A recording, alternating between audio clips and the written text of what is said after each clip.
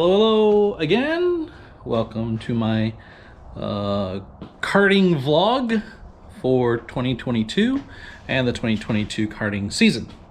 This is episode 3, I guess I'm at right now, or episode 2, depending on how you look at it. If you look at my intro as episode 1, but either way, what I'm going to touch on this is just a quick little video on maintenance of the kart between practice sessions, between races, so on and so forth.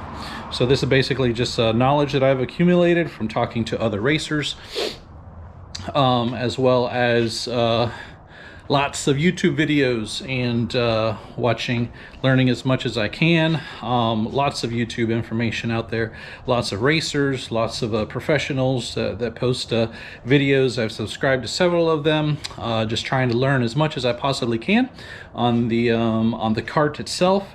From everything from chassis tuning to engine maintenance and carburetor cleanup and so on and so forth. So basically just trying to learn as much as I possibly can on the kart itself, because as with any piece of machinery, the better you maintain it, the longer it's going to last and the better it's going to run. So I'm all about maintaining my equipment, all about maintaining my machinery, so that way they run dependably. And as you can see with my jet skis, and if you've followed any of my or seen any of my jet ski videos, I do all the work on the jet skis myself. I rebuilt the engine on this yellow one, but yeah, definitely it's not fun whenever you get out there and something breaks. And so the more you maintain it, the more you take care of it, the better it is going to run for you and the better it will treat you. So go-kart is no different. So a couple of things that I've done. Last practice I took out, my son and I put a lot of laps down on the go-kart.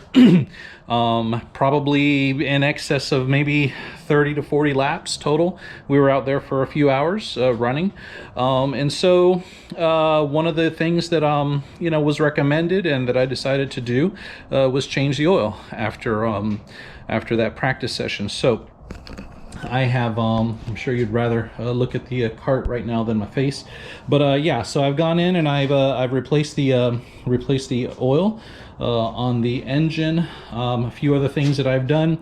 I went ahead and I pulled apart my carburetor. Actually, no, I didn't pull apart my carburetor, but what I did do was I drained all the fuel out of the bowl. So once again, that's one of those things that you don't want to let oil sit up in the carburetor, or not oil, you don't want to let gasoline sit in the carburetor, especially over time. I guess if you're running from day to day, it's no big deal, but when you're sitting up for a little bit, you don't want the gas, especially with using just regular pump gas that's got 10% ethanol in it. That ethanol over time, it leaves a film on the inside of the carburetor. A carburetor can get gummed up, and over time, if it's just not drained, not maintained properly, it can cause obviously fuel flow issues on the carburetor, and the engine's not going to perform at its maximum capabilities. And with these engines, because they are a stock spec, of course, every bit of performance you can get out of it is extremely important. Another thing that I did while I was here was I also adjusted my valves. I pulled the my little valve cover off, and I put my feeler gauges in there, and I found that my valves were a little bit there was a little bit more gap than what the specs and the recommendations are, and so what I adjusted my valve gap on them. What I found on these Briggs & Strattons as well in my research has been that valve gap, that's one of the most important things to keep maintained on these. Make sure you have the proper valve settings for valve, because that really makes a big difference as far as performance of the engine itself as well.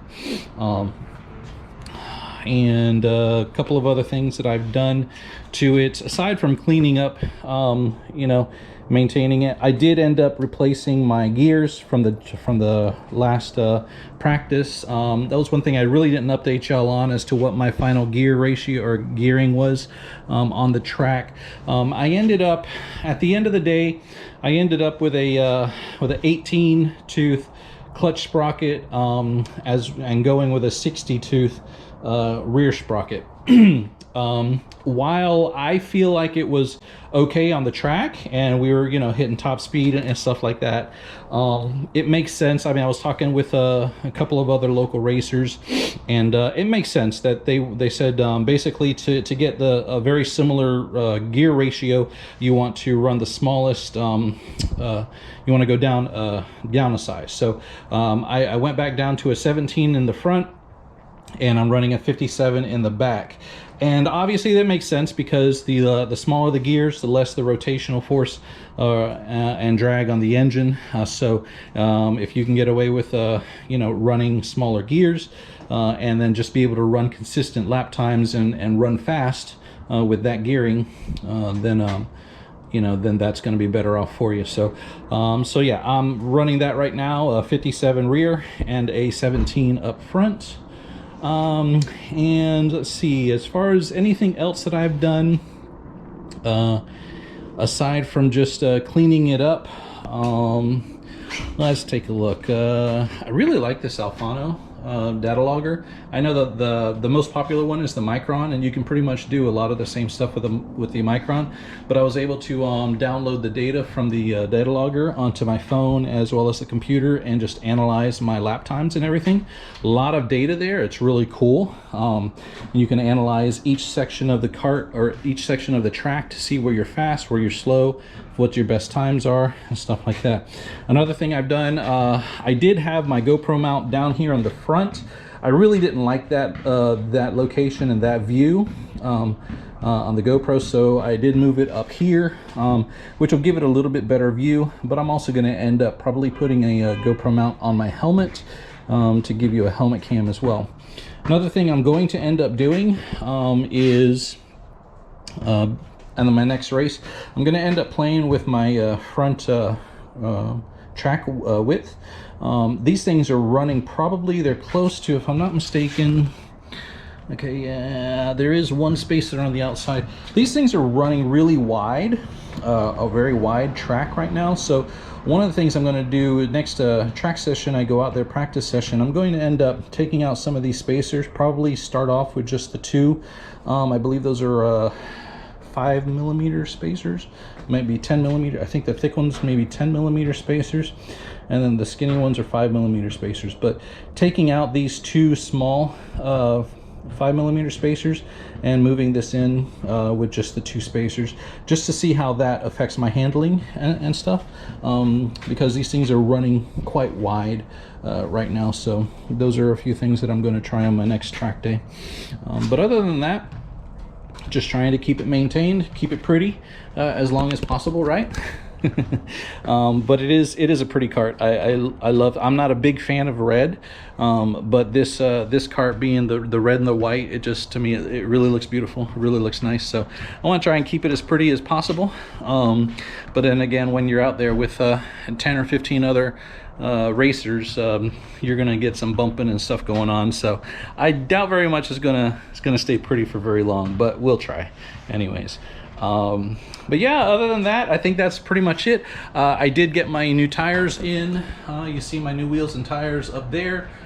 Set of Vega Reds, which is the recommended tire for our track. So I will be running those for the races. I'll keep my MG Reds that came with the kart, keep these on here for practice sessions. But I'm gonna switch over to the Vega Reds, you know, for the actual races. But other than that, I can't really think of anything else that I've done.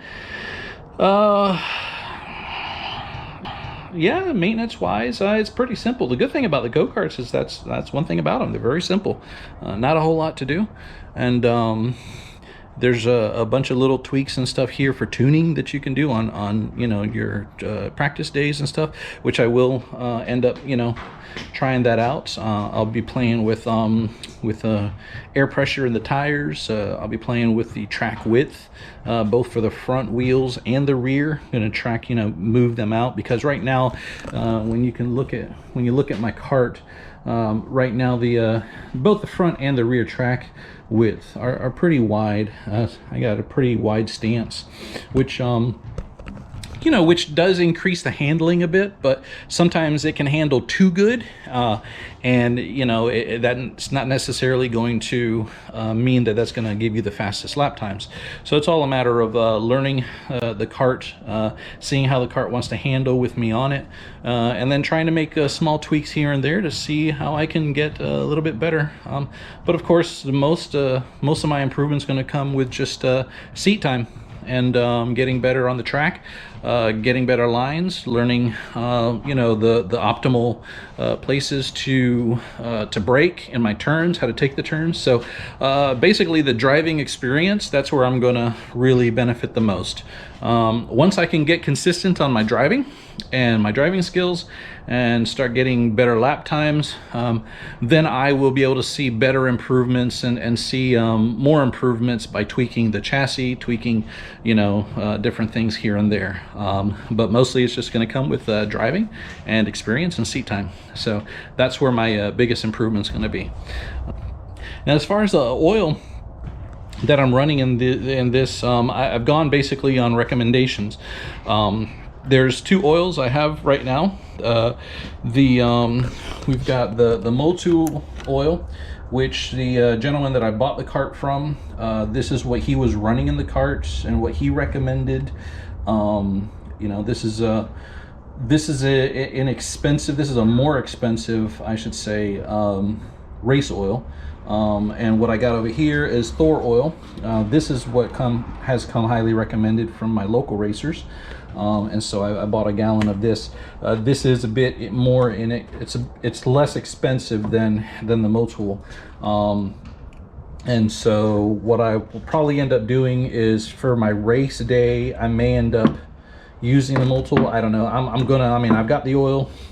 May as well use it until it's gone, and then I'll probably switch over to the Thor. But this last oil change, when I changed the oil here after this last practice, I did put the Thor. I did use the Thor oil in it, and so I may end up switching to the Motul for my next race day, and just use the Thor oil for the practice days. I don't know. We'll see. I haven't really done a whole lot of research as far as oils go. I don't know which one's better. Maybe there's not one that's better than the other.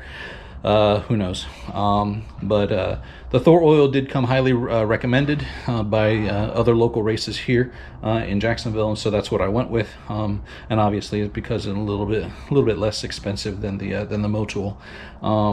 But either way, I'm sure that the Motul, especially for the price, I'm sure it's a good engine. I mean, a good oil. And so I'll probably end up putting that in for race day. I don't know. We'll see. If you have any thoughts on the matter, then by all means, post it down to me. All right. But anyways, yeah, I hope y'all enjoy the vlog as it comes along. The next episode will probably be my next practice day, which will probably be in about a week or so. And stay tuned, and I hope y'all are enjoying it. Take care.